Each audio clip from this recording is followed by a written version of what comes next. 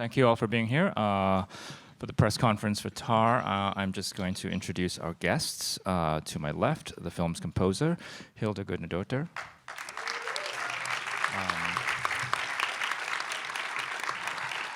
And we have Sophie Kauer, who plays Olga. Writer-director, Todd Field. Nina Haas.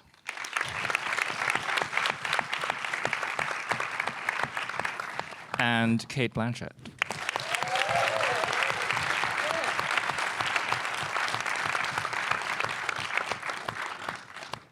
Congratulations to all of you on the film. I'll start with a question for Todd. I guess it's just a standard question about how this film came about and what the origin was, but I'm really curious about whether there was a precise starting point for you, because it's such a vivid character study, but the film also has such a richly imagined world, and it has, I think, a lot of just thematic resonance in terms of what's going on in the world today, but it also engages like larger and more timeless questions. So I'm wondering, where in this stew did you start? Well, I guess a couple of things. There's some things I've been thinking about for a while, and I'd had this idea for this character in a fashion for quite a while, and I was sort of given enough rope to hang myself. Kiska Hids and Peter Kujawski at Focus Features kind of told me I could write anything I wanted to write, and it was at the beginning of the pandemic, right in March of 2020, and it felt kind of, I didn't know if it really mattered, if there would be movies.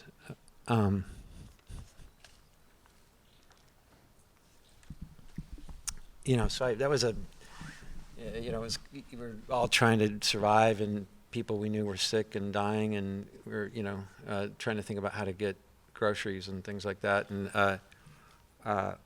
so it came very quickly once I started. I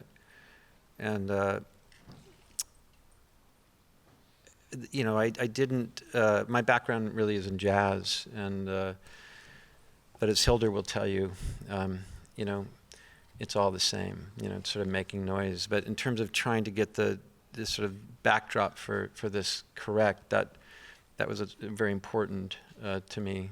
We've all seen movies about things that we say, well, that's not, that's not probably how it is. Like we see movies about movies, and we say, no, that's not really how you make movies, And so I needed to kind of do a little homework. And fortunately, the great John Mauceri, who's a wonderful writer, but also had been Lenny Bernstein's assistant for many years and taught at Yale, and has written several fine books that I would recommend, was available. And he kind of gave me a very crash course education over several weeks about what I should read and what I should do, and answered very practical questions for me in terms of things that I wanted to have happen or needed to have happen, and if they were plausible or not.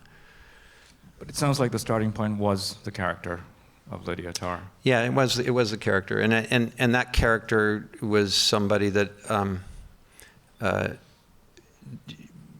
in this case, she happened to be at the top of a power structure that was very clear and definable how that pyramid works. But she could have been anything. She could have been at the head of a multinational corporation or another arts foundation or you name it. Right. I've heard that you wrote the role for Cate. At what point did you speak to her? Did you reach out to her? Was it with a finished script, or did you write the whole script with her in mind? I wrote the entire script with her in mind. She didn't know that. I've told this story before, and so I apologize for everybody who's heard it up here. But Yeah, no, I'd never written for an actor in mind, and but I also hadn't written an original script since I got out of film school in 1995. You normally have the opportunity. I mean, like I said, in this case, you know, Peter and Kiska said, write whatever you want. People they don't do that. There's always IP attached, you know.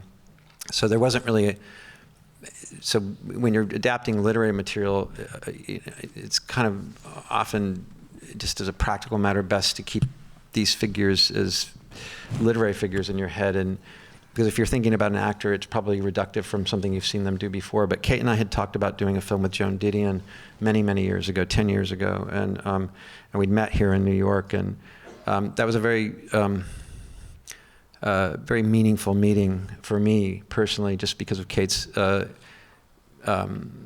intellect and her soul and her heart, and the way that she looks at narrative. That's very holistic and complete, and I really wanted to collaborate with her, and so for whatever reason, you know, this is the first time I knew it was her, so I put a post-it note on my desk, said Cate, you know, and I would show up at my desk every day and say, "Good morning, Cate," you know, and get to work. And so it was like, you know, 3 months later, I handed the script in, and Peter and Kiska said, "Would you have anyone in mind for this role?" And I said, "No, absolutely, I don't know. I have no idea who it is." They said, "Well, have you thought about, should we send you some lists?" I was like, no, I'm still kind of thinking about it. Because I was very superstitious, you know. And then finally my wife said, you know, "I think you better call Cate." You know. And then things happened very quickly. We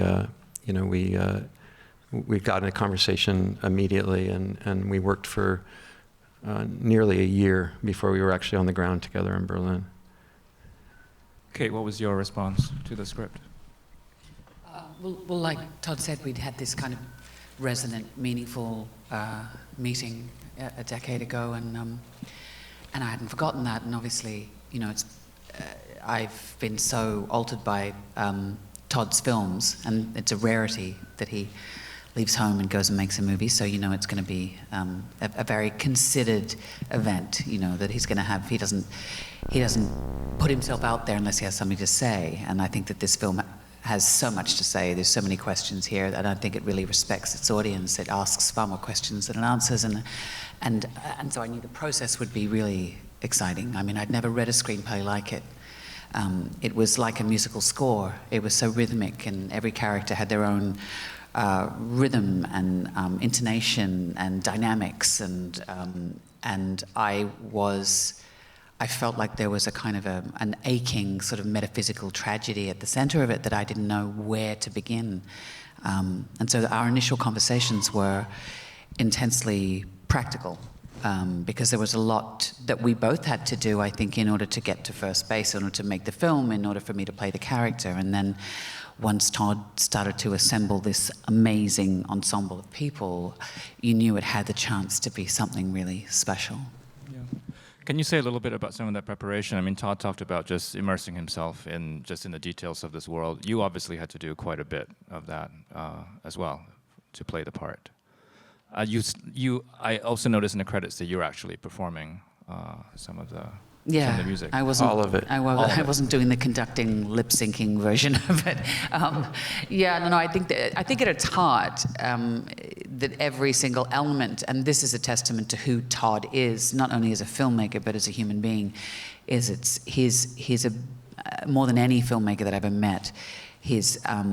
He's authentic with a capital A, and I think you were talking really initially about the filmmaking style being fly on the wall. That it's obviously a rehearsal movie. It's not a performance movie, and so we've all seen those movies about painters, about writers, about musicians, and you go, please God, don't turn the canvas around because I know that you're not really a painter, and so we didn't want to do that version of it. So it was really important for me, I think, that. And I'm sure it was with you too, Nina. I mean, you're a musician, Sophie, but you know that we had to be able to truly hold our own with the musicians who were asked to act. And as actors, we had to become as close as possible musicians. And it was through really, turning the Mahler's Fifth Symphony for me inside out and listening to it non-stop 24/7 for a year, and all of his symphonies and all of his influences and all the people who have been influenced by him, that I felt that I could begin to approach the role, because there was something contained within the symphony itself, and learning to read that score in a kind of a vertical as well as a horizontal way, that I began to understand who she was and her terrifying magnificence. It was through the music. I wanted to bring the other actors into it as well. I mean, I think, as you mentioned, Cate, the ensemble is so important. I think you learn so much about Lydia from all her relationships and interactions. So maybe we'll start with Nina. I think this the idea of Cate and Nina together is inspired and very exciting. I think it's just a pairing of, I think two actors who obviously you both have done a lot of film work, but you've also done a lot of theater, and I feel like there's a certain kinship in the kind of work you're both drawn to, and I think in the kind of acting you do. So I'd love to hear about this pairing of Cate and Nina. Well, it was exactly that, Yes. It was just so great. I mean, I know all her work, I couldn't be sure she knew mine. But so I was like, oh my God, I get to work with her, It was so exciting already. And to see what she does with this character, to look into her eyes, to see something's happening, we can, every moment, every scene we do, something will happen, It's because we know what we're looking for. I saw the way she works is exactly how I want to work and how I strive to do things. And that is just so inspiring and so gives you so much, because she takes risks, she's bold, she makes choices where you go, So I'm just very, I was so inspired by her anyway, by her work, but especially when working with her. And I truly hope this is not it. And it's just wonderful that Todd had this idea. But can I just say that when Nina came on board, the conversation for me, the creative conversation, was so elevated by all of the elements that Todd brought to bear, from Mona Willi, our incredible editor, but also in particular, we'll say early on with Nina, is that when you came on board, the insight that you brought into Sharon's complicity in maintaining the power structure that is Tar and the world in which Tar is able to operate, really kind of blew open a whole section of the film that I don't think I'd previously thought of before. And I mean, it's so great to work with an actor who is meticulous and inspired in the way that they create a role, but is so invested in the whole, not just their part within it, which is, I'd love to hear a bit more about that, actually, because, as you say, Cate, I think it's a film that poses more questions than answers, and I think there's a lot of very productive ambiguity around the characters and their relationships, and I'm wondering, was there a lot of conversation about backstories and motivations and histories and all of that, which are not, they're not on screen, but they're all kind of implied and kind of submerged. And I'm wondering. Yeah, we talked in in fairly specific detail about backstory and about who these characters were, specifically when it came to Lydia and Sharon, about how they met, how they got together, what that sort of romance was like. How they made decisions together, and mainly about what that sort of covenant that they had in terms of how they shared power and how power went back and forth between them. And again, like Cate was saying, that was a sort of a very, very instantaneous sort of wake-up call. The first time that that I spoke with Nina, which is, she said, oh, yes, I want to do this, but there's one scene here, and I think perhaps you might want to do this a bit differently, was the way she very nicely put it. And out of that conversation was born many, many more conversations between the three of us in terms of what is that relationship, how does that relationship function, and why is that relationship so important to the story. I must say, I was so inspired by working on the violin. I, of course, had a lot of conversations with my teacher about Mahler, like Cate had with her coach. And you dive into that world, and I started reading about his wife, Alma Mahler, because I thought, there might be something there. And that's what inspired all of us. I think this kind of, there is always, who is the partner of a genius? who there is a certain trait of a personality that is not innocent. They want something from that partnership as well. And I found all of that in the script that was there. But it was great that we could all work on getting it out a bit more. Yeah, that's just a little. What do they call in politics? A kingmaker. Yeah. Yeah, the kingmaker aspect. He's not of a kingmaker, but yeah. Queenmaker. Sophie, maybe we'll bring you into this. Sophie is not Russian, despite. Todd, can you talk a little bit about casting Sophie, and maybe Sophie, you can say about your experience working on the film. You are a cellist. Yeah. Well, it seemed like such a simple idea, that everybody that's on screen that's making music should actually be making the music. While musicians and dancers and anyone in the sort of performing arts, these are sort of sometimes very fluid, interchangeable disciplines because they require the same sort of sensitivities and abilities having to do with sound and rhythm and things like that. So it seemed like a very sensible idea that we'd be able to find this brilliant young cellist who was Russian. So Avi Kaufman and her assistant, Bridget Whitcomb, sort of took this on. And after months of looking at hundreds and hundreds of cellists, we hadn't found anyone for different reasons. We found some wonderful cellists. We found some people that could kind of act. And then finally, we got desperate because as sort of generous as Peter and Kiska were about the script, the casting budget was beginning to dwindle a little bit. We had, I think, a week left, and this video sort of arrived from the clouds, and Avi said, you might want to take a look at this. There's this 19-year-old from Norway, and there was this Russian, and I watched her play these scenes, and they were top-notch. I said, maybe you might want to have her back. Does she play the cello? And she goes, oh, yeah, I think she plays the cello.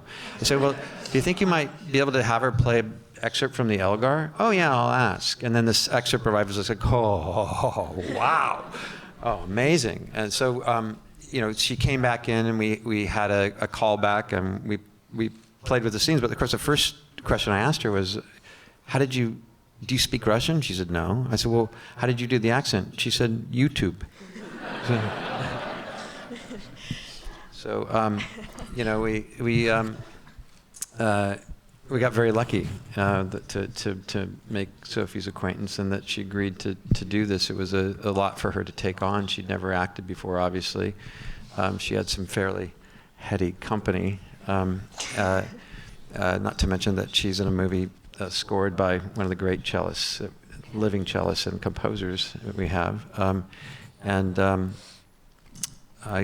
I think she's pretty extraordinary in the film. You're too lovely. Yeah, I mean, I think he told it beautifully.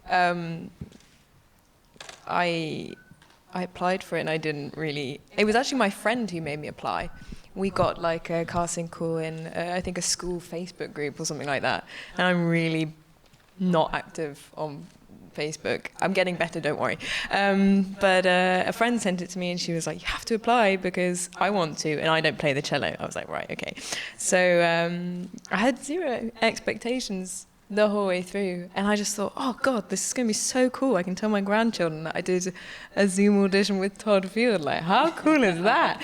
And then I remember no one actually told me explicitly that I got the part. It was all like, oh, you're at the top of a very short list, or you've been approved by the studio. And I had no idea what that meant.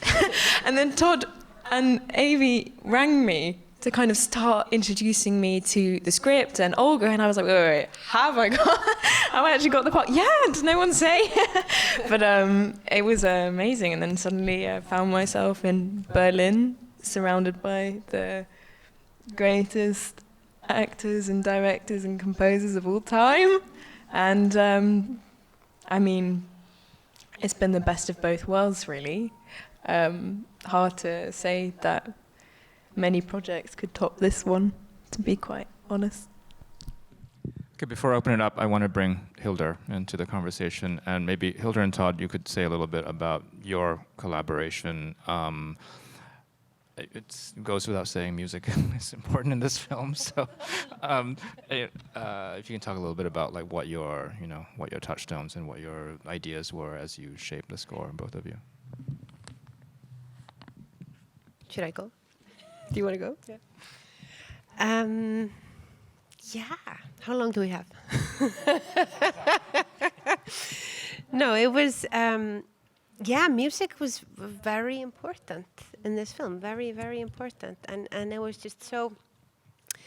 I was so thrilled when Todd asked me to get involved, because it's a rare opportunity as a composer to get to work on a process film about music, because a lot of the times, as a composer, you're kind of, you're often asked to like underscore, or you're highlighting emotions, or you're definitely ending up with a finished process, product of finished cues or finished. Pieces of music. But in this case, we really got to dive into what it is to compose, what it is to listen when you compose, what it is to rehearse, what it is to practice, what it is to stray away from your creative alignment and get stuck in another world. And there was just so incredibly many like juicy aspects of the practice of composing and rehearsing music, that it was such a privilege to get to dive into, because for me personally, that's probably the part of music that I'm more interested in than the finished product, because I think behind every piece of music that you hear, there's just decades of practice. There's decades of preparation to get to the point that you actually listen to. And like we were talking about this morning in another interview, it's like what happens in rehearsal when you're rehearsing with a group of people. The journey that everyone goes through musically, because through music you're communicating beyond words. So it's a form of when you're practicing with other people. It's a kind of form of transformational communication, and it's really it's very strong, and this point of, in rehearsals, this point when you feel like everything is really like coming together and the music really starts to blossom. Like that's, for me, that's where the real like beauty of music lies. It's not the perfect take, it's how you got there. That's so interesting. And specifically in this case, Lydia Tarr is not only rehearsing music, she's also composing music. So then we're looking at the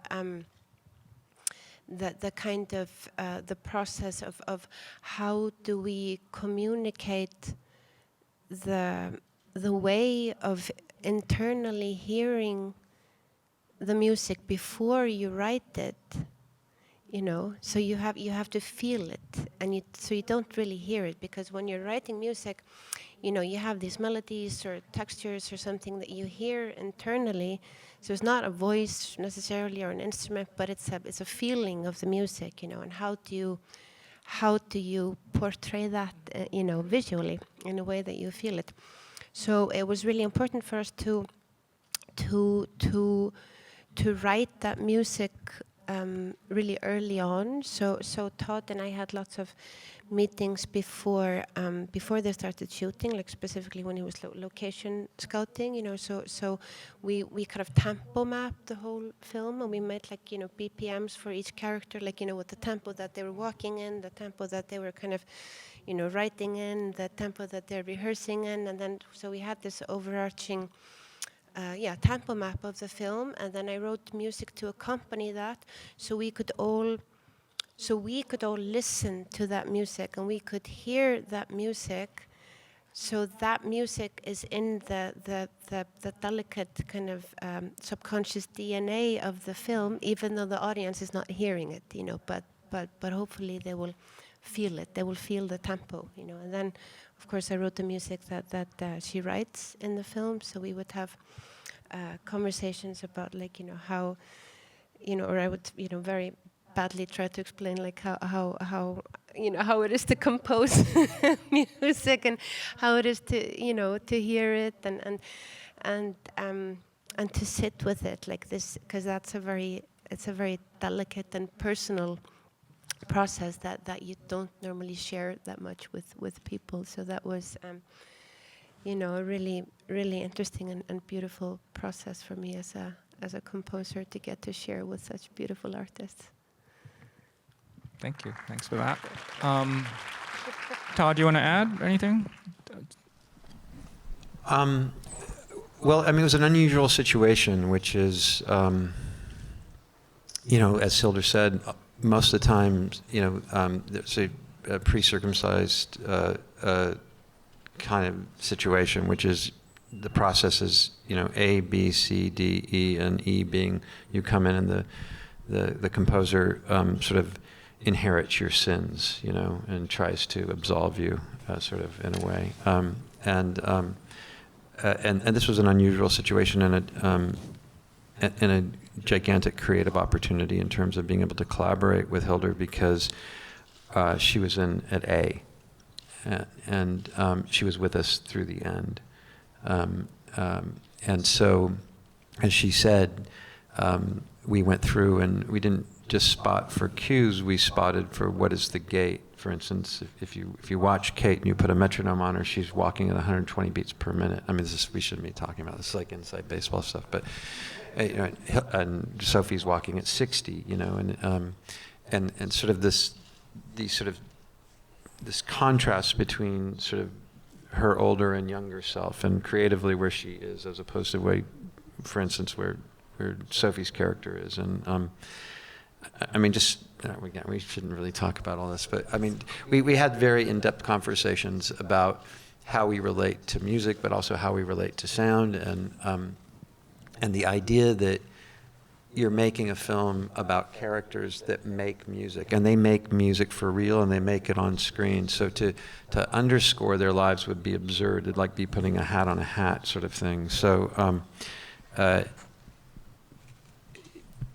you know, one of the things that I really deeply admire about Hildur's music, and long before she was scoring, is the way that she makes very, very dense sonic scapes that work on you in a very particular manner that's non-equational. And so there's a great deal of score in this film that probably based on how we mixed it, you're unaware of, but it's there nonetheless, and there's real intent behind all of that, and that took a great deal of time to sort of get. So again, it was a gigantic luxury to have that kind of continuity with a with a composer, a kind of collaboration, and it was integral not just to our conversation, but to the conversation with Cate and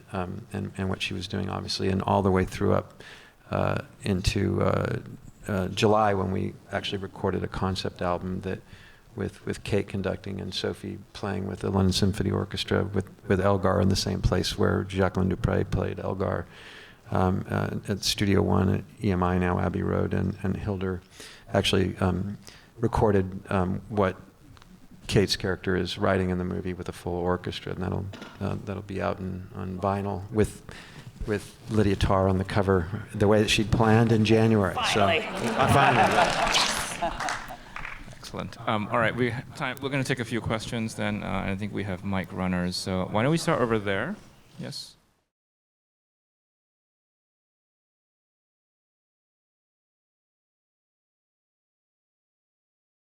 I don't know. I mean, I have a lot of children, and I. If you're referring specifically to the scene at Juilliard, I've always been haunted by this sort of question that, you know, at a certain point in your life, you either ask yourself or someone else asks you, which is, if you could go back and talk to your younger self, what would you say? And so that scene for me, the impetus for that scene was really about Lydia Tarr talking to her 24-year-old self, you know. Like the way I imagine this character when she's 24, she graduates from Harvard and she wants to break windows. She wants to push boundaries. She wants to she wants to make some noise someplace outside of the sort of German Austro place that we find her at the age of 50 or turning 50. So, I mean, I don't. I mean, that was the first scene you wrote, wasn't it? That was the first scene I wrote, yeah, and I think, you know, we're at a very particular moment where I think, you know, generations are screaming at each other, and that's not something new. It's just the language that people are using to sort of scream at each other is new, but I think that. I think if you, for me, that scene was a kind of a test of patience between the young person and the older person. And the older person loses their patience first. They lose, right? In this case, Lydia Tarr, she makes 4 attempts, and the younger person very nicely just says, no, thank you. And that's not good enough for her. Now, maybe it's not good enough for her because we saw that at lunch she didn't eat enough and she has low blood sugar. You know, maybe she would have kept her powder dry in another day. Maybe she's anxious about something, but she loses her temper, and so ultimately she loses that conversation with her younger self, or in this case, this younger person. But I mean, there are people that are of all different ages and stripes in the film. I mean, there's anywhere from her mentor Andrus, who's 87 years old, Julian Glover, to Alan Corduner, who's in his 70s, to Lydia Tarr, who's turning 50, her partner, who's a contemporary 50, this young cellist, Olga Makina, who in the film is 19, 20 years old, their daughter, Mila, who plays Petra, who's 6 years old. I mean, it's sort of, it's a survey of different generations, to be sure.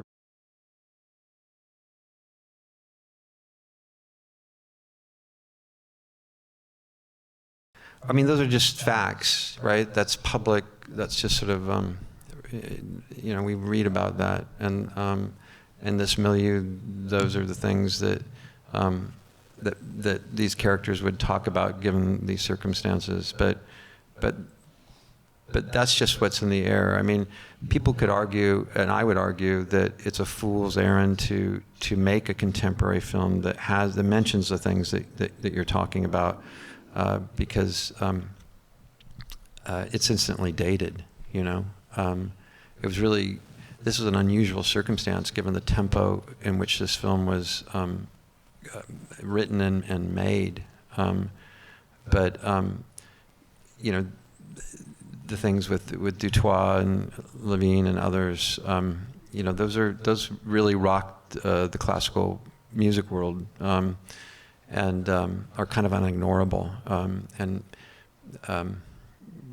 just were, you know, sort of manifest things that in such a conversation one of those characters would bring up.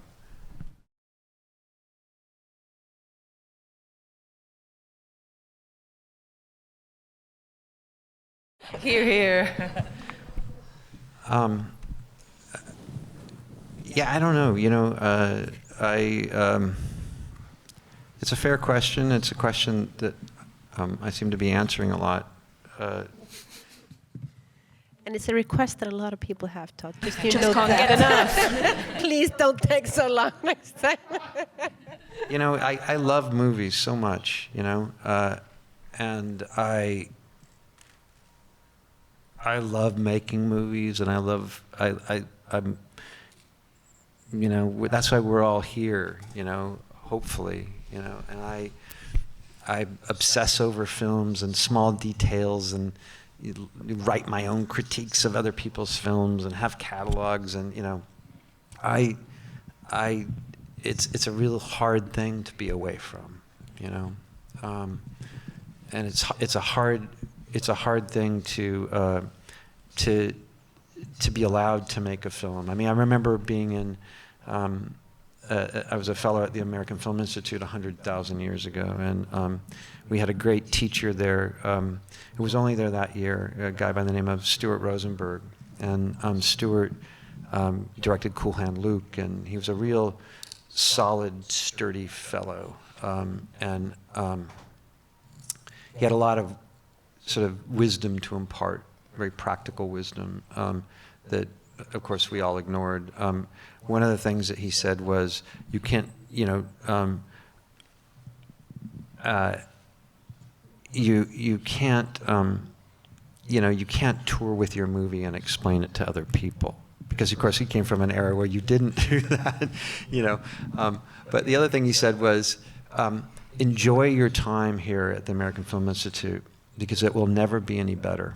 You have total freedom, and you can experiment, and the stakes are as high as you want to make them, but you can do anything you want. And he was right. And that isn't the world.